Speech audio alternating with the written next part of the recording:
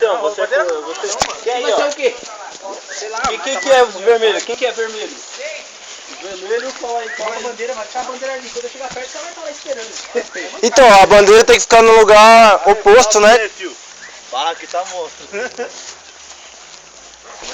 quer um tiro pra testar? Vê se não tá travado. Tá travado. Dá um tiro pra testar. Como é que destrava?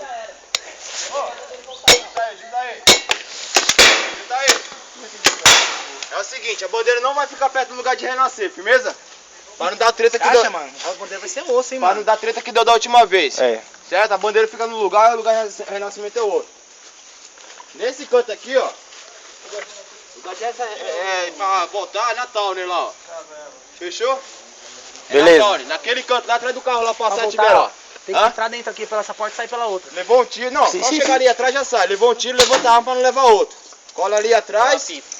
Hã? Mas tira onde? No braço? Se quiser parar, vocês levantam a arma apontada pra mim, eu apito. Aí, ó. Aí quem quiser voltar, eu apitei e volta. Atrás da tela lá. Atrás da tela, a base? Lá Só também quem tem a mesma levanta coisa. a arma. Só quem levanta a arma.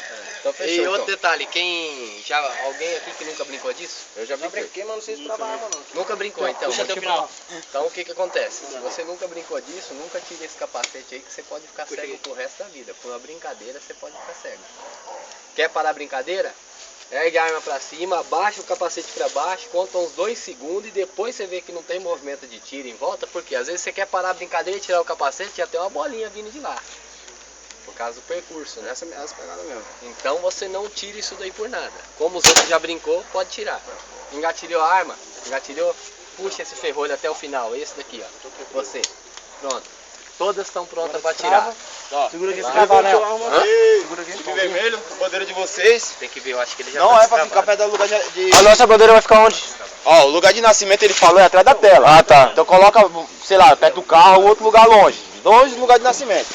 A mesma coisa nós aqui. Fica todo mundo lá, ó, atrás da tela.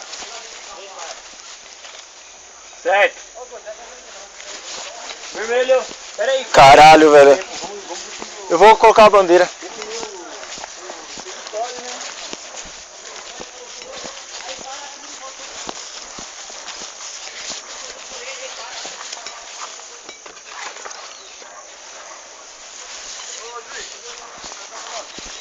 Morreu, tem bom que dá.